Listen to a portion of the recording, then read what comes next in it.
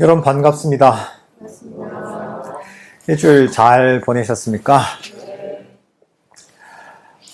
날씨가 조금 습하네요, 그죠? 그래도 생각만큼 덥진 않습니다, 그죠? 저 중부지방은 또 물난리가 나서 비도 많이 오고 하는데, 부산은 비도 별로 오지도 않고, 그죠? 또 구름은 껴서 아주 덥지도 않고, 여름치고는 괜찮은 날씨 같아요, 그죠? 실내에서 법문 듣기 제일 좋은 딱 타이밍입니다. 야외 활동하는 것보다는.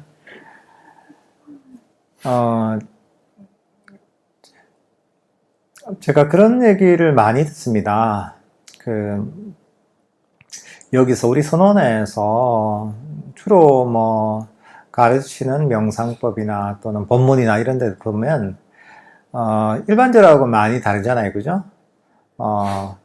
보통, 우리나라의 가장 주류 수행이 어떻게 보면 선불교, 특히나 이제 가나선, 수행이 추가되고, 또 많이 법문을 하는, 많이 다루는, 많이 공부하는 그런 어떤 경전들이, 대승경전들이 많죠, 그죠? 금강경이니, 법화경이니, 화엄경이니, 원각경이니, 능엄경이니, 굉장히 많습니다, 그죠?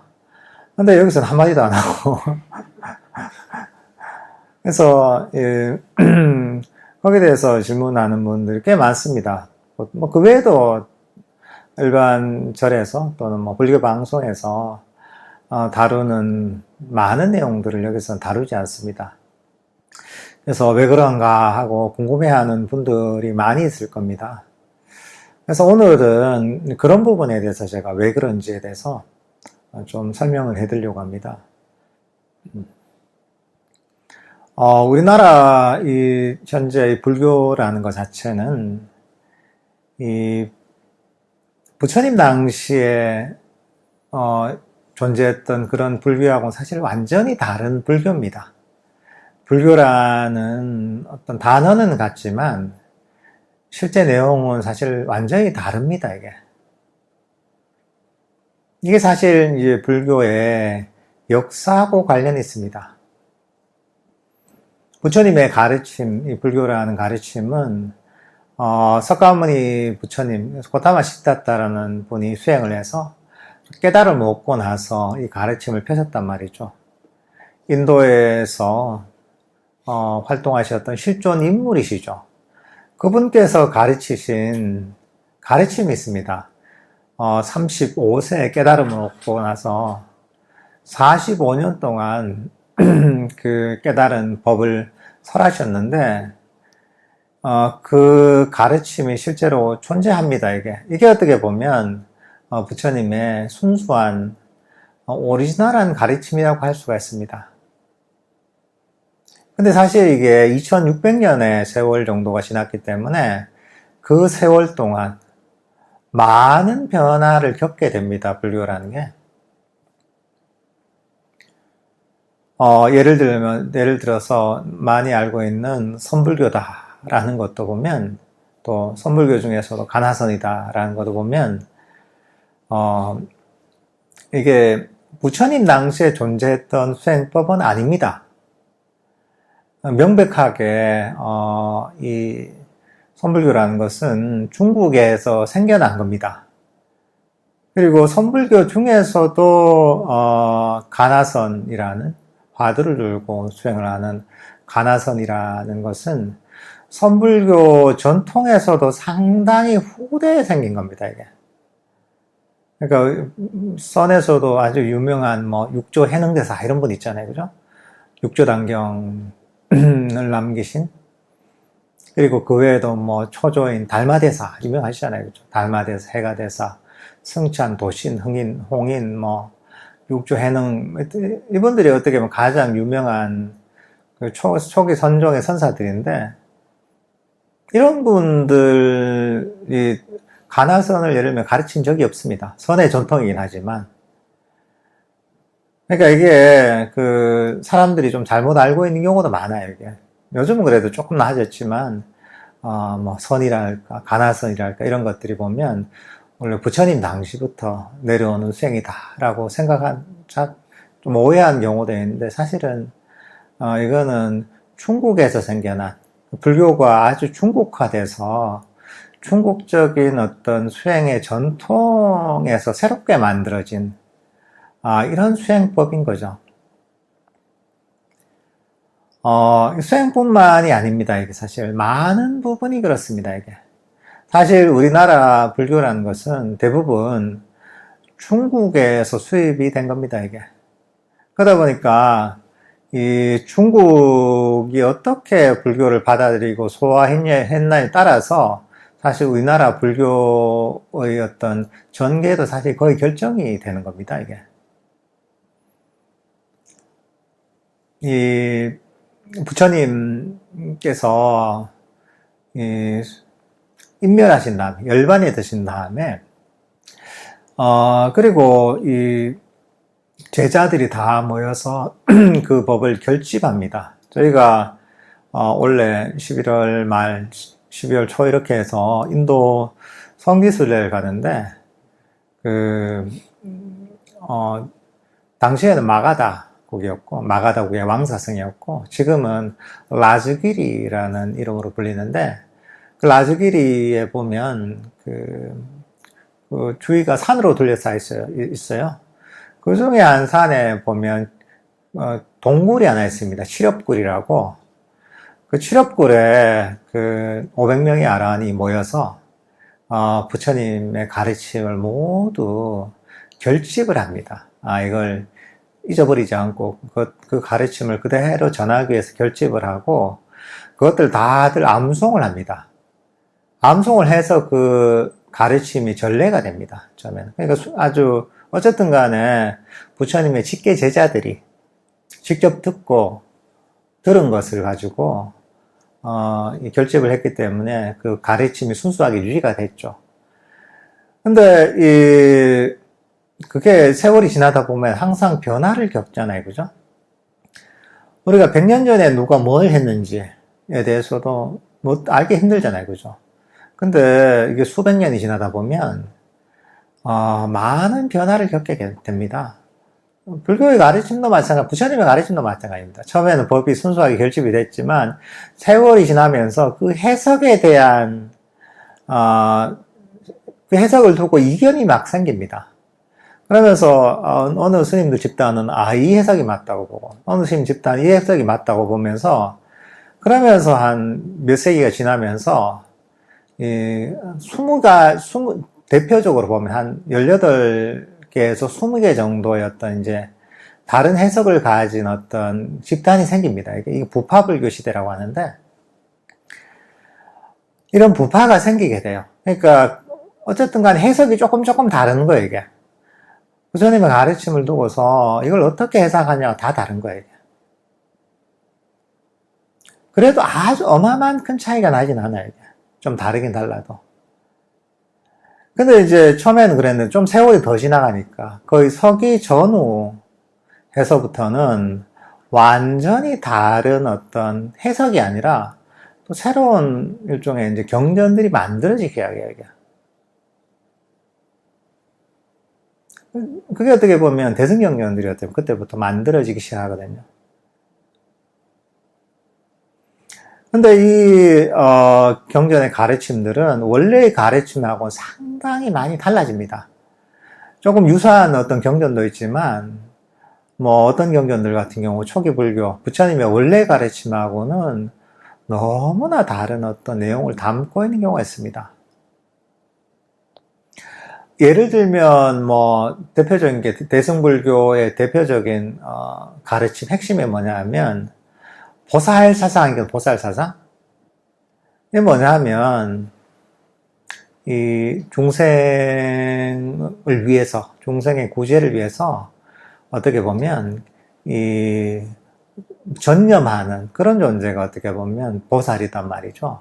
이런 존재들은 깨달음도 중요하지 않고 그보다 더 중요한 게 중생을 구제하는 것이다 라고 하면서 어떤 이타적인 어떤 보살행에 매진하는 이런 존재를 보살이라고 하는데 그런 존재가 어떻게 보면 아란보다 더 위대하다고 보게 되는 거예요, 이게.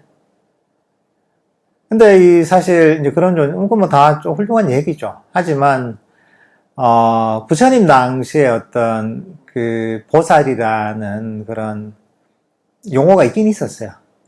근데 이건 어디에 서 있느냐 하면, 부처님께서, 석가모니 부처님께서 깨달음에 이르기 전에, 그때의 상태를 보디사트바, 보살이라고 이렇게 표현해요. 근데 그게 완전히 의미가 바뀌어버리는 거죠, 이게. 그리고 이 부처님도 되게 절대화가 돼요. 부처님은, 역사적인 존재이고, 실제로 인간으로서 수행을 통해 깨달음에 이른 인물이었단 말이죠. 근데 후대가 되면서, 부처님이란 개념이 완전히 바뀌어요. 일종의 우주적 절대적인 존재가 되는 거예요. 그래서 무슨 법신, 보신, 화신에서 뭐 삼신불 개념 이런 게 또 나오거든요. 그러니까 이 부처님이 이 수행을 통해 깨달음을 이룬 이런 존재가 아니라 어떤 우주적인 절대적인 어떤 존재로 또 이해가 되기 시작해요, 이게 또. 뭐 경계에 따라 다르긴 하지만 어쨌든 원래의 가르침하고는 굉장히 다른 식으로 불교가 이제 불교의 가르침이 보면 어떻게 보면 왜곡이 되는 것이죠, 이게. 그런 어떤 변화들이 인도에서 벌써 생겨나기 시작하는 거예요, 이게. 서기 전후해서부터 몇 세기 동안 계속 이런 이 새로운 경전이 만들어지고 어떻게 보면 불교가 새롭게 쓰이게 돼요, 이게. 그리고 뭐 또 대표적으로 보면 그 부처님의 가르침 중에 핵심이 어떻게 보면 무아의 가르침인데 영원한 그 실체라는 것은 없다. 이런 가르침인데 또 그것과 완전히 반대되는 진화, 참나, 뭐 이런 것들을 강조하는 또 그런 가르침과 경전들이 또 새롭게 나오게 돼요, 이게. 이렇게 이제 많은 변화를 겪게 돼요. 후대로 가면 이제 불교에 약간 힌두교적인 영향을 받게 돼서 불교가 또 밀교까지 이제 불교로 흡수가 돼요, 이게. 그래서 어떤 경전을 보면 이게 힌두교의 경전인지 불교 경전인지 구분 안 될 정도로 내용이 비슷한 경전들도 있거든요, 이게. 나중엔 끝까지 바뀌는 거죠. 근데 이게 다 일관된 게 아니에요. 각각 내용이 다 달라요. 근데 이렇게 막 혼재된 상태였던 거죠. 부처님이 오리지널한 순수한 가르침을 담은 경전도 있었고, 새롭게 만들어진 경전들, 다양한 내용을 담은 경전들도 동시에 존재했던 거죠, 이게. 수행법도 마찬가지인 것이고. 근데, 이런 상태에서, 이렇게 막 혼재된 상태에서 이 가르침들이 중국으로 전파가 되기 시작하는 거야. 서기 한 1세기부터 해서 전파가 되기 시작해요. 근데, 이게 막 전파가 되잖아요. 이게 경전을 뭐 상인이나 이런 또는 스님들이 보면 이거 갖고 오게 되는 거죠, 중국으로. 근데 중국에서 이 경전을 갖고 와서 딱 보니까 너무 좋은데, 뭐 대단한 것 같은데, 이해가 잘 안 되는 거예요, 이게. 왜 이해가 안 되냐? 아니, 이 경전 앞뒤가 맞아야 되는데, 여기는 이렇게 하고, 여긴 저기 하고. 예, 앞뒤가 안 맞는 거예요, 이게. 그래서, 이게 왜 경전마다 하는 얘기가 다르지? 헷갈리는 거예요, 이게.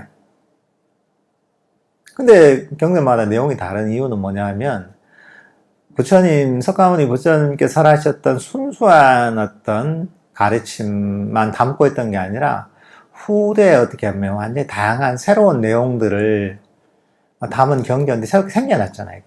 그러니까 당연히 내용이, 경전이 형성 시기가 다르기 때문에, 그래서 내용이 다르기 때문에, 당연히 이게 그 경전들을 일관되게 이해할 수가 없는 거죠, 이게. 근데 당시에 중국에서는 그런 일종의 이제 문헌학적인 정보가 없었거든요. 이 경전이 언제 생겨났고, 그건 언제 생겨났고, 이런 거 몰랐죠. 알 수가 있나, 당시에. 요즘이야, 챗GPT 나왔는데, 안 그러면 구글만 검색해봐도 바로 나오지만 옛날에야 할 수 있는 방법, 검증할 수 있는 방법이 없잖아요. 그래서 당시에는 어쨌든 다 그 경전을 보면 경전이 어떻게 시작됩니까?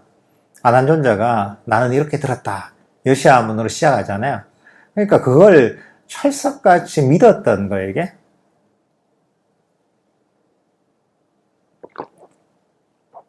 철석까지 믿었으니까 이건 분명히 다 내용이 다 통할 것이다. 일관된 가르침이다. 근데 내가 이해를 못해서 그렇구나. 뭔가 이게 이해할 수 있는 방법이 있을 텐데 그렇게 막 연구를 한 거예요. 연구를 하다 보니까 문득 그 방법이 있다 그런 거예요. 유레카 했겠죠, 이제.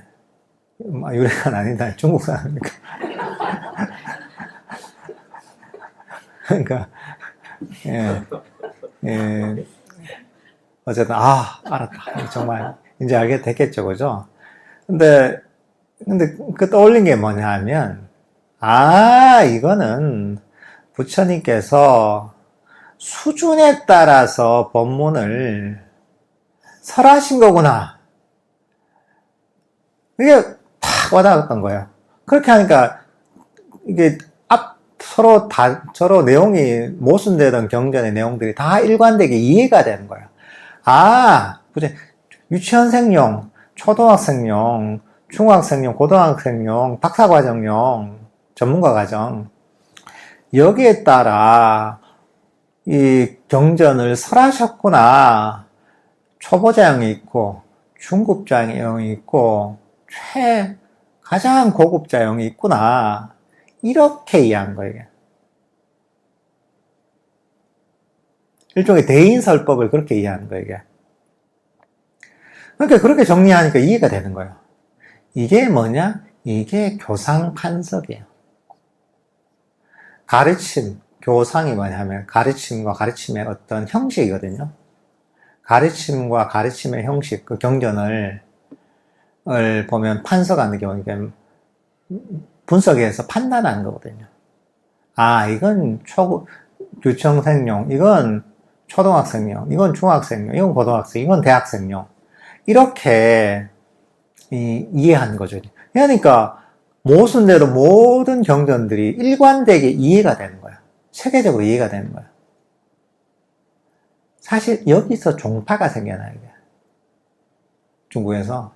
예를 들면은 천태종 같은 경우에는 58교가 있거든요.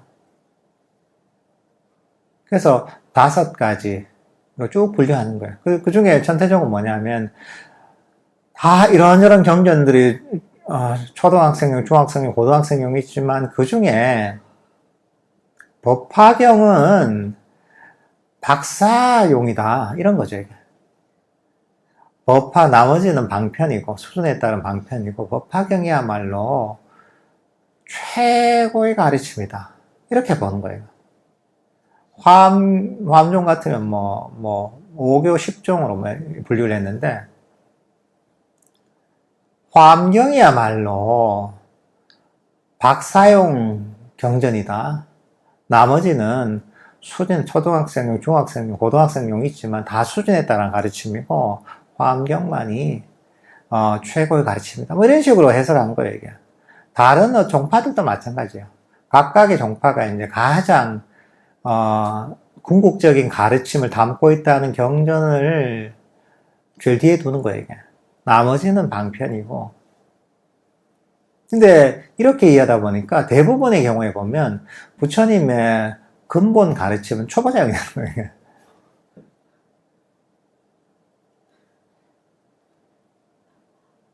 그러니까 이제 우리나라에서도 보면 부처님의 근본 경전을 별로 중시하지 않는 거예요. 그 이유가 뭐냐면 교상판석에 따르면 이 가르침은 부처님 암경에 있는 가르침 이런 거는 니까에 있는 내용과 암경의 가르침이 비슷하거든요, 이게. 이건 한역이 되면서 암경이 돼. 부처님의 근본 경전이 한역이 된 게 어떻게 보면 암경이거든요. 근데 그런 가르침들은 아주 뭐 초보자 용조쯤으로 치는 것이고, 나머지 대승경전들이, 최고의 가르침이다. 이렇게 보는 거예요. 이런 식으로 불교가 이해가 돼요. 불교를 그런 식으로 이해한 거예요. 중국에서 불교를 수입할 때. 그리고 그 전통이 계속 이어져 내려옵니다. 지금까지도. 그리고 우리나라에서는 그 불교가 그런 어떤 중국식 어떤 교상 판석적인 이해를 가진 그런 불교가 한국으로 그대로 전파가 되는 거예요. 그래서 이런 어떤 흐름들이 지금까지 계속 내려옵니다. 지금도 거의 모든 불교적인 가르침들은 바로 이런 교상 판석적인 관점 위에서 다 설명하는 겁니다. 그러니까 이 부처님의 근본 경전들이 별로 중요하지 않은 거죠. 얘기할 필요도 없는 거예요. 왜? 아니, 궁극적 가르침도 아닌데, 초보자용인데, 초등학생 하는 건데, 이거 뭐 다뤄. 이렇게 되는 거예요, 이게. 근데, 사실은 그게 아니잖아요. 진실은 뭐냐 하면, 이, 당시에, 인도에서, 중국에서 인도 불교를 받아들일 때, 어떤, 이, 경전의 성립에 대한 어떤, 이 정보, 문헌학적 이해가 없었기 때문에, 이런 착각과 오해를 한 거죠, 이게. 엄청난 이건 역사적인 해프닝이죠. 불교 수용에 있어서 엄청난 역사적 해프닝이고, 이게 엄청난 문제를 일으켜요. 왜? 불교의 원래의 모습이 완전히 가려져 버린 거예요, 이게. 물론 이제 그 경전들이나 대승경전도 그렇고, 새롭게 나온 수행들이 의미가 없다는 게 아니에요. 다 나름의 이유가 있고 의미가 있어요. 굉장한 내용을 많이 담고 있어요, 이게. 그리고 실질적으로 그런 것들이 우리 삶에 도움을 주는 측면도 많아요, 이게. 한편으로는 수행에 굉장히 유익한 그런 내용들도 많이 담고 있고. 하지만 이제 그것과 이게 부처님의 순수한 가르침이라는 건 별개의 문제잖아요, 이건 완전히. 근데 이 우리나라에서는 이제 어쨌든 그런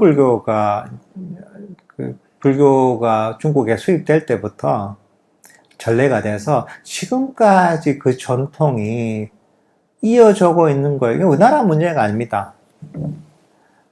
중국, 한국, 일본, 이 동아시아 불교 전체가 그런 어떤 교상판석적인, 관점으로 불교를 현재도 이해하고 있습니다, 이게. 아직도 안 바뀌었습니다, 전혀. 근데 요즘은 뭐냐면, 과거 같으면 정보가 없으니까, 알 도리가 없었잖아요. 옛날에 중국에서 이 인도 불교를 받아들여서 나름의 교상판석적인 체계를 세웠던 분들은 세계의 천재들이에요, 당시 중국에서. 엄청난 천재들이에요. 대단한 분들이에요. 근데 이 천재도 시대를 뛰어넘을 수는 없어요, 이게. 정보가 없으면 어쩔 수 없는 거예요, 이게.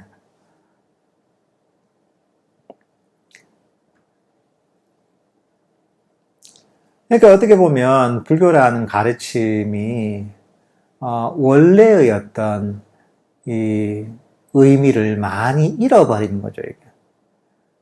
부처님의 가르침이 목적이 있잖아요, 그죠? 가르침을 설하는데 그냥 설하는 게 없습니다. 다 목적이 있습니다. 부처님은 명확한 목적의식이 있었습니다. 목적이 뭐냐? 바로 이 법을 통해서 사람들이 괴로움에서 벗어나서 진정한 행복으로 이르도록 하는 것이 부처님께서 법을 설한 목적이었어요. 불교라는 가르침의 목적이 그거예요. 근데 뭐랄까, 새롭게 나온 가르침들 경우에는 그게 온갖 그 내용들이 뒤죽박죽이 되어 보면 불교의 목적이 뭐냐, 여기에 대한 많은 오해가 있는 거예요. 불교의 목적이 뭐냐, 영원한 참나를 찾는 것이다. 불교의 목적이 뭐냐, 우리가 진짜 보살행을 하는 게 불교의 목적이다. 그리고 거기에 이르는 방법론도 마찬가지인 거죠. 방법론도 보면 굉장히 사람을 헷갈리게 만드는 거예요. 여기선 이 얘기하고 저기선 저 얘기하고. 그럴 수밖에 없어요, 이게. 왜냐하면 형성 시기가 다른 그런 수많은 가르침들이 혼재해 있기 때문에 이 경제는 이 얘기하고 저 경제는 저 얘기하고 이렇게 하고 있는 거죠, 이게. 근데 이 사람들은 보면 막 공부해서 얘기하면 일관되다고 생각하잖아요. 이제 읽어보면 다 막 약간 눈을 흐릿하게 뜨고서 이제 대충 그냥 이제 끼워 맞추면 대충 끼워 맞춰지거든요. 그러면 대충 뭐 다 이게 통하는 듯이 느껴지지만 착각인 거죠. 오해고. 근데 원래의 가르침은 사실은 존재한다는 거죠. 이제 순수한 가르침이 존재하고, 그리고 새롭게 그 시대의 요구에서 만들어진 가르침이 있죠. 근데 그건 어떻게 보면 뭐 당연한 겁니다, 이게. 각각의 시대가 요구하는 가르침이 있단 말이죠. 어떻게 부처님의 가르침이, 원래의 가르침이 이해하기 사실은 좀 힘든 측면이 있거든요. 욕망의 흐름을 거슬러 가기 때문에. 그렇기 때문에 사람들이 어떤 욕구에 맞는, 뭐 이런 게 필요하게 돼 있는 거예요. 그러니까 필요는 발명의 어머니라고 해서 필요하면 뭔가 만들어지게 돼 있거든요. 근데 어쨌든 간에, 이런 이 가르침들이, 나름의 존재 이유가 있지만, 근데 우리는 일단 사실은 알아야 되는 거죠. 이게 부처님의 순수한 가르침이 있고, 또 그 뒤에 필요에 의해서 새롭게 만들어진 가르침도 있다. 그것들을 새롭게 만들어진 가르침이라 잘 활용할 수도 있죠. 예를 들면, 우리 수행 중에 절수행 같은 게 있잖아요. 그죠? 절 열심히 수행하는 분도 있잖아요. 근데 인도에는 그렇게 절하는 법이 없어요. 인도에는 서서 막 이런 거 없습니다. 앉아서 절을 다 해요, 이게. 그게 그냥 절하는 방식이 그런 거예요, 이게. 근데 물론 이제 우리가 그런 삼천배 다 하고 절하면 나름의 효과가 있거든요. 효과가 있고, 그게 나름의 도움이 되는 게 있으니까 그게 인기가 있는 거예요, 이게. 그거 잘 활용하면 되죠, 이게. 이게 내가 이렇게, 이런 몸에도 좋고, 내가 뭔가 이제 이런저런 큰 돈내를 버리는데 좋고, 잘 활용할 수 있죠, 이게. 활용은 하는 건 굉장히 좋지만, 잘 알아야 되는 거죠. 이거는 부처님 당시에는 없었지만, 한국에서 어떻게 이제 절하는 이런 방식 자체가 굉장히 여러 가지로 유익한 게 있으니까 활용하는 거죠. 이렇게 하면 되는 거죠. 선불교라는 것도 마찬가지입니다. 선불교 수행이라는 것도 나름의 그게 효과가 있고 도움되는 게 있으니까 지금까지 살아남은 거예요. 이유가 있습니다. 하지만 그건 알아야 되는 거죠. 이 방법은 부처님 당시에는 존재하지 않았지만 어쨌든 간에 중국에서 나름의 이 엄청난 이 문화적 또는 종교적 전통이 있는 중국 문명에서 이런 걸 만들어냈구나. 그래서 이걸 난 해보니까 좋더라.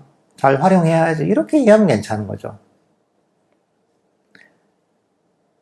그러니까 우리는 어쨌든 간에 이 팩트를 알고서 이걸 공부를 해야 되는 거야. 수행을 해야 되는 거야. 근데 이걸 모르고 수행하다 보면 우리가 엉뚱한 길로 가기가 쉽습니다. 예를 들면 그동안 어떻게 보면 불교에 대해서 얼마나 무지했는가를 보여준 대표적인 사례가 뭐냐면 팔정도가 있잖아요. 그죠? 정견, 정사유 있잖아요. 정어, 정업, 정명, 정전, 정념, 정정 있잖아요. 팔정도 중에 정념이 있잖아요. 그죠? 정념이 뭡니까? 여러분 알죠? 많이 들어서 바른 마음 챙김이란 말이죠. 쌈마 쌌입니다. 근데 과거에 굉장히 오랫동안 초기불교 경전 번역되기 전까지는 다 그랬을 거야 아마. 거의 예외 없이 거의 모든 모든 분들이 보면 번역을 어떻게 했냐면 정념을 바른 생각이라고 번역했어요. 바를 정자에 생각 염자 쓰니까 바를 정 쉽네. 정념이라고 번역한 거예요.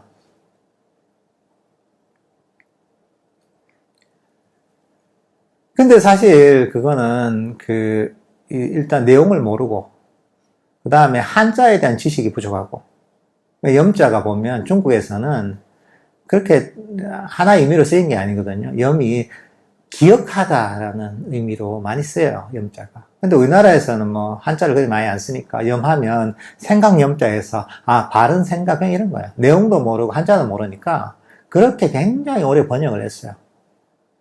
근데 그건 뭐냐면 얼마나 불교의 가르침에 대해서 무지한지를 보여주는 거예요, 사실 이게. 그런 오해들이 굉장히 많습니다, 이게. 사실, 우리가 그럴 수도 있죠.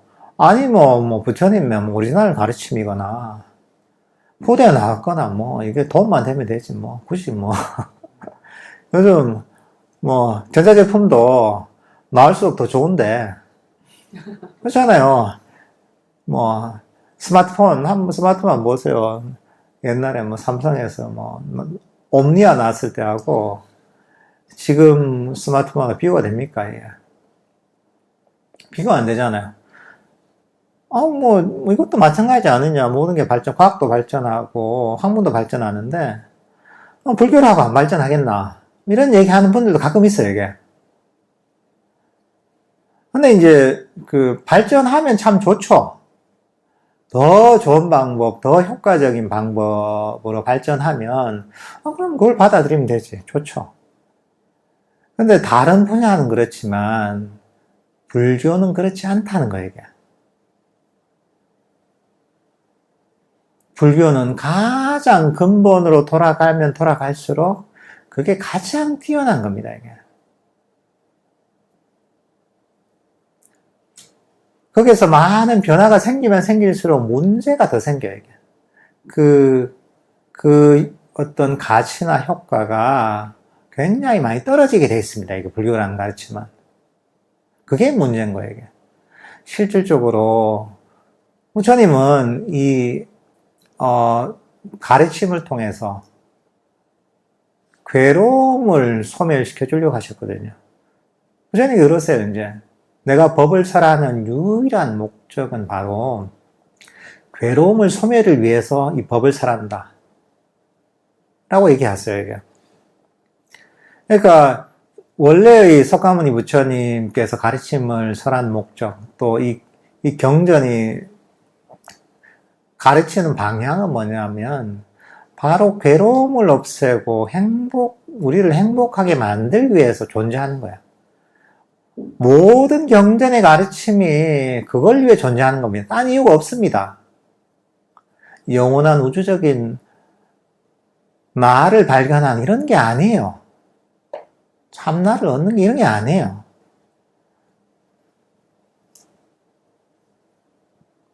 괴로움의 소멸이 유일한 목적이에요. 물론 이제 그걸 통해서 우리가 깨달음을 이루게 되죠.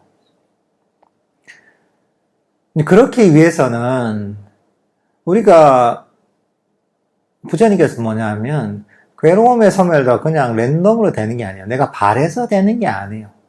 바래서 되는 게 아니라 정확한 괴로움의 소멸과 진정한 행복에 이르는 기술과 방법이 존재한다고 가르친 거야.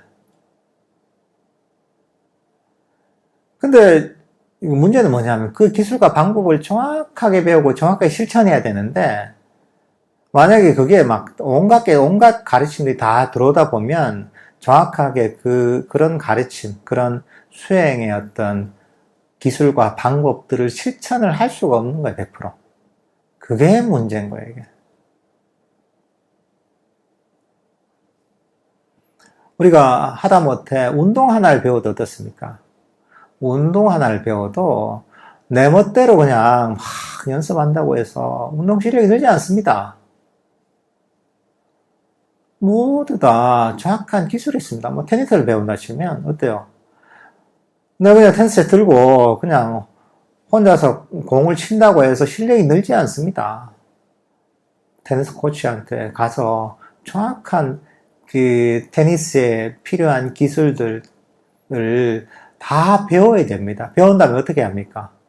배운 다음에 그 기술들을 반복적으로 훈련해서 그 기술들을 정확하게 마스터를 해야지 실력이 느는 겁니다. 어떤 운동도 어떤 분야나 마찬가지입니다.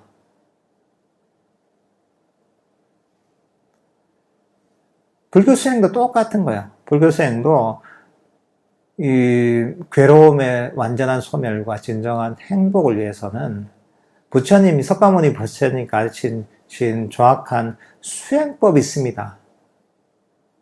이거는 부처님은 마음이 작동하는 원리를 아주 명확하게 꿰뚫어 보신 분이야. 거기에 따라서 완벽한 수행법을 만들어내신 거예요.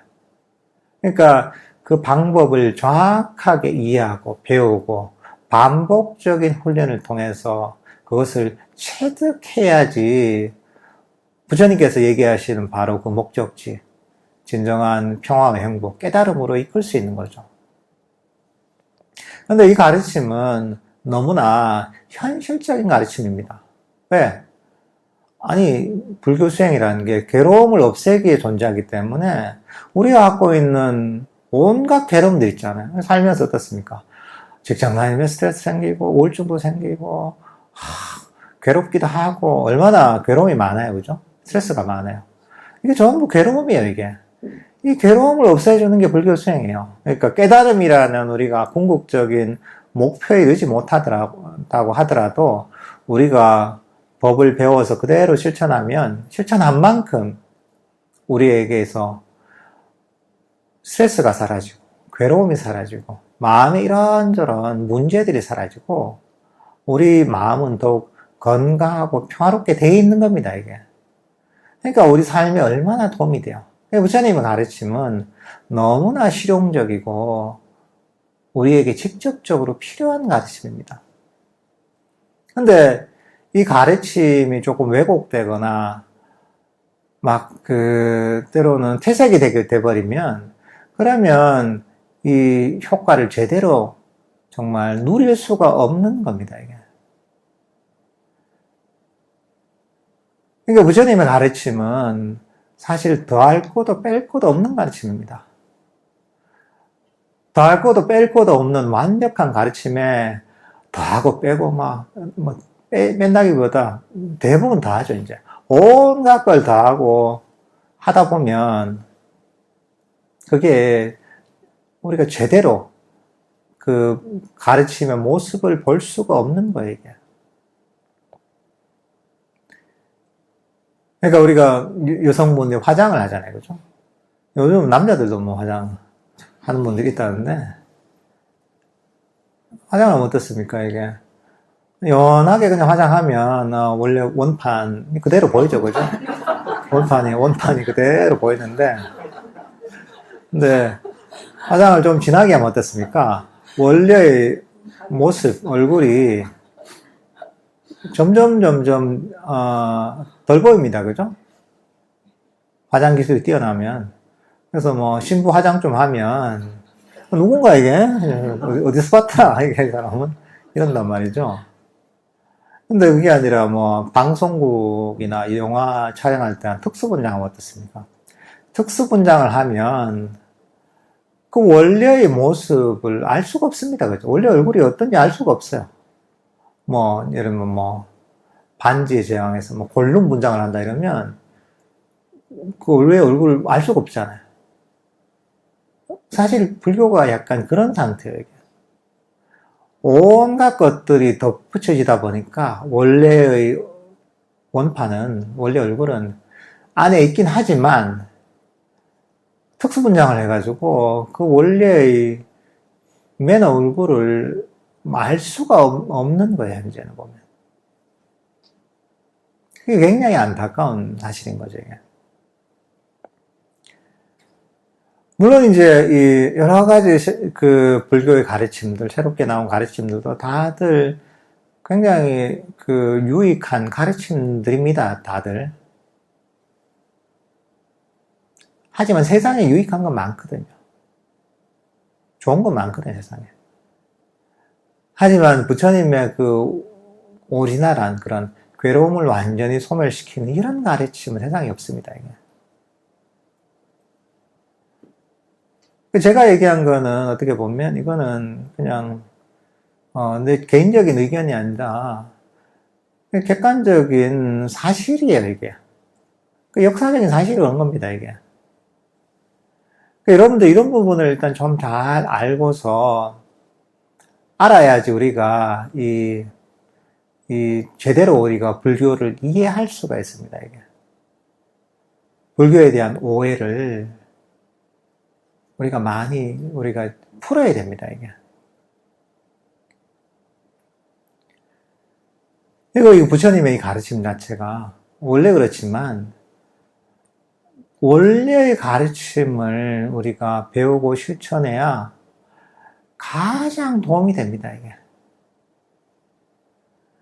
이거는 불교를 믿는 불자뿐만 아니라 종교와 관계없이 누구에게나 필요한 가르침입니다. 스트레스 받으면서 괴롭게 살고 싶어 하는 사람이 어디 있습니까? 세상에 그런 사람 없습니다. 다들 괴로움 없이, 스트레스 없이 행복하게 살고 싶어 하잖아요, 그죠? 근데 여기에 바로 그 길이 있는 거예요. 마음에 이런저런 그 상처와 괴로움들이 쌓인 어떤 이런저런 문제들이 있는 분들이 너무나 많습니다, 그죠? 이게 전부 자기 삶에서 괴로움을 일으키는 엄청난 장애들이죠. 이런 것들 누구나 다 녹여내고 정말 순수하고 깨끗하고 건강한 마음으로 누구나 그렇게 살고 싶어 하잖아요, 그죠? 종교와 관계없습니다, 이거는. 바로 부처님의 가르침이 그렇게 해줄 수 있는 겁니다, 이게. 불교 수행이 그렇게 해줄 수 있는 겁니다.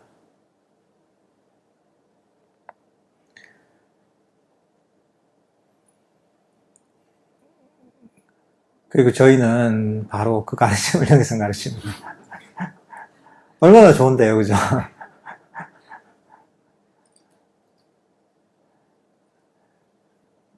그러니까 제가 오늘 본문을 들어보시면, 한 본문을 들어보시면, 왜 우리 선원은 다른 절이나 이런 데와 다르게 가르치는 내용이 많이 다른지가 좀 이해가 되실 겁니다.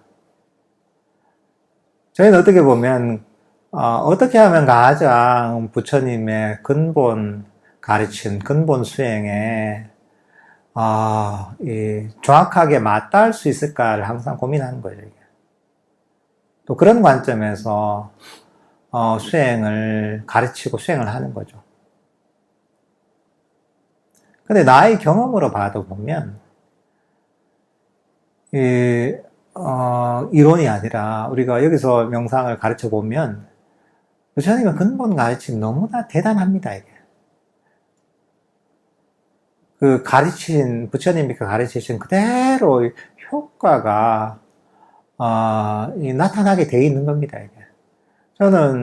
저도 수행을 그렇게 해보고, 명상을 가르쳐 보면서, 우리가 임상 실험을 하잖아요. 임상 실험을 하면서, 그래서 이제, 많은 데이터가 이제 쌓여요. 많은 데이터가 쌓이면서, 더 그런 확신이 드는 것 같아요. 이야, 이게, 나도 수행을 해보고, 이제, 개인적인 경험과 데이터가 있잖아요, 이게. 경험의 데이터가 있잖아요.